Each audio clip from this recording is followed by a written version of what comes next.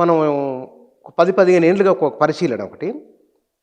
స్టేడియంలో 4, 6 క్రికెట్ ఆటగాడు కొడితే ఈలలేయడం, చప్పట్లు కొట్టడం అది ఆట.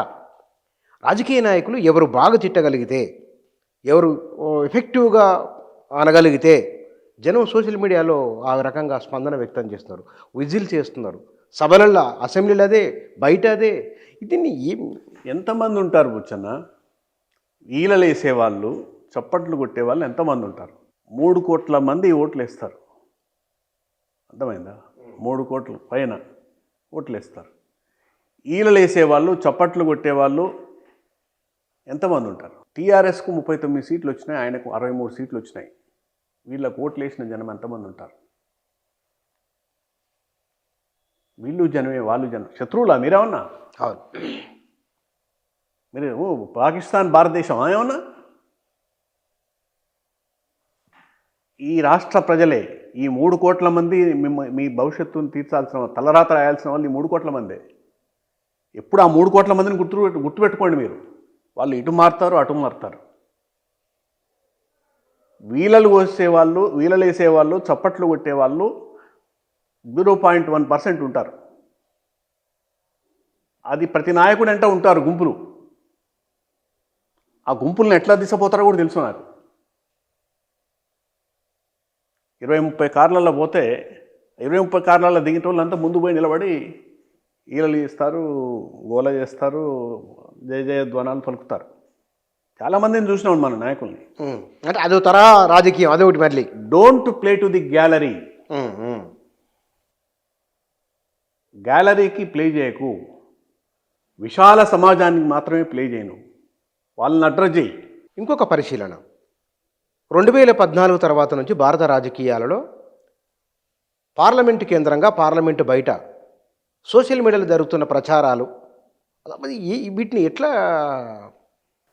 సోషల్ మీడియా అనేది నేను కొత్తలోనే నాకు ఒక అభిప్రాయం నేను వ్యక్తం చేసిన ఒక మీటింగ్లో. వెనకటికి శివుడు భస్మాసురునికి వరం ఇస్తాడు. నేను ఎవరి చేయి మీద పెడితే వాడు మషి అయిపోవాలి అని అడిగితే ఆయన బోలాశంకరుడు కాబట్టి వరం ఇచ్చినాడు. ఆ వరం ఇచ్చిన తర్వాత వాడు చివరికి ఈయన చేయి మీదనే, ఈయన తల మీదనే, శంకరుడి తల మీదనే చేయి పెట్టి చివరికి పార్వతి కూడా వెంట కూడా పడి మొత్తం ముల్లోకాల్ని ఆగం చేస్తుంటాడు. అటువంటి భస్మాసుర హస్తమే ఈ social media. It is eating our intellectual minds. It is stifling the healthy discussion. It is stifling opinions. నీకు జెన్యూన్ ఒపీనియన్ ఖచ్చితంగా ఫేస్బుక్, ట్విట్టరు, వాట్సాప్ వీటన్నింటి మీద ఒక నియంత్రణ రావాలి. ఈ నియంత్రణ రావాలన్న దానికి చాలామంది వ్యతిరేకిస్తున్నారు. ఎందుకంటే ఫ్రీడమ్ ఆఫ్ ఎక్స్ప్రెషన్ పోతుంది అని. ఫ్రీడమ్ ఆఫ్ ఎక్స్ప్రెషన్ ఎవరికి ఇవ్వాలి? ఉన్నవాడికి ఇవ్వాలి, మనిషి అన్నవాడికి ఇవ్వాలి. కానీ గుర్తింపు లేని వాడికి, unauthenticated, unidentified, unauthorised, duplicate, benami, who are these people? How can they? వాళ్ళ పేరు మీద అకౌంట్లు ఏంటి? వాళ్ళు దాడి చేయడం ఏంటి? బుచ్చన్న ఒక జెన్యూన్ ఒపీనియన్ ఎక్స్ప్రెస్ చేస్తాడు.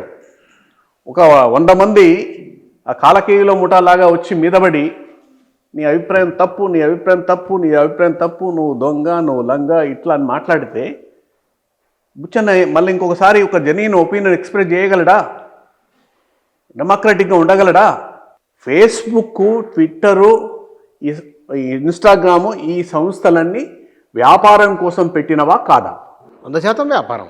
వ్యాపారం కోసం పెట్టినవైతే నువ్వు you have to give a genuine product. నువ్వు లాభాలు ఆశిస్తున్నావు, బ్యాలెన్స్ షీట్ ప్రకటిస్తున్నావు, నువ్వు ఖచ్చితంగా చట్టబద్ధంగా ఉండాలి. ఈ భూప్రపంచం మీద ఉన్న 6 కోట్ల మందికి అకౌంట్లు ఇయ్యి. But the account must be identified, not unidentified. అతను ఎవరు తెలియాలి, ఆడనా మగనా పేరు Yes, ఊరు. yes. కరెక్ట్, మంచి సూచన. ఆ అట్లా అకౌంట్లు మాత్రమే అలో చేసి నువ్వు ఫేస్బుక్ నిర్వహించు, ట్విట్టర్ నిర్వహించు, ఇదని చేయి.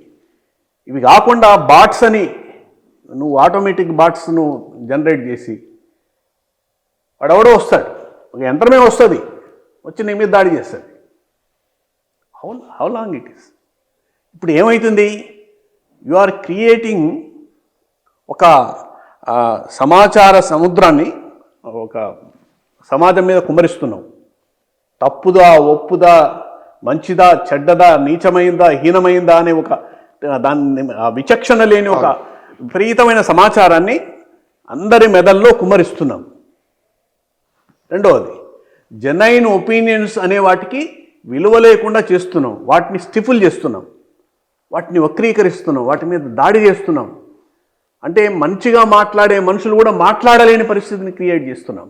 ఈ సందర్భంలో రాజకీయ నాయకులు ఆ విధంగా కాక మరో విధంగా ఎట్లా మాట్లాడగలరు అని ఎవరన్నా అంటే, రాజకీయ నాయకులు ఇప్పుడైనా నీ పొజిషన్ ఏంది? నువ్వు ఎవరికి అకౌంటబుల్? సోషల్ మీడియాకి అకౌంటబుల్ కాదు. సోషల్ మీడియాలో మాట్లాడే అలాగా జనానికి అకౌంటబుల్ కాదు. You are accountable to the people.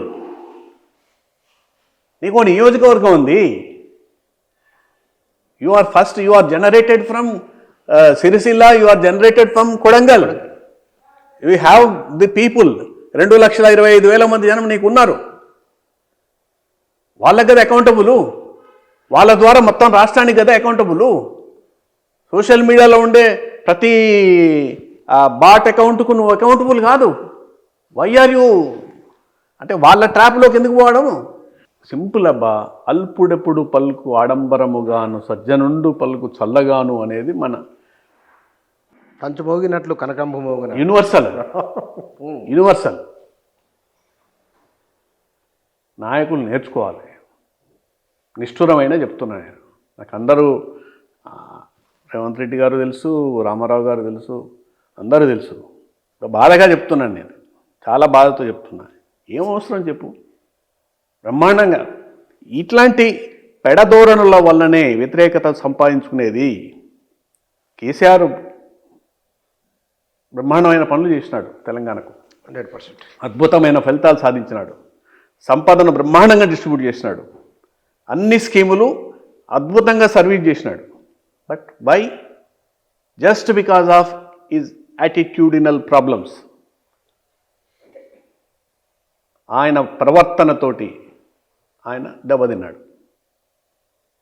అన్ని సర్వీస్ చేసి కూడా ఇప్పుడు ఈసారు సర్వీస్ చక్కగా చేయట్లేదు, మాట చక్కగా ఉండలేదు. ఏం సర్వీస్ చక్కగా చేస్తున్నాడు?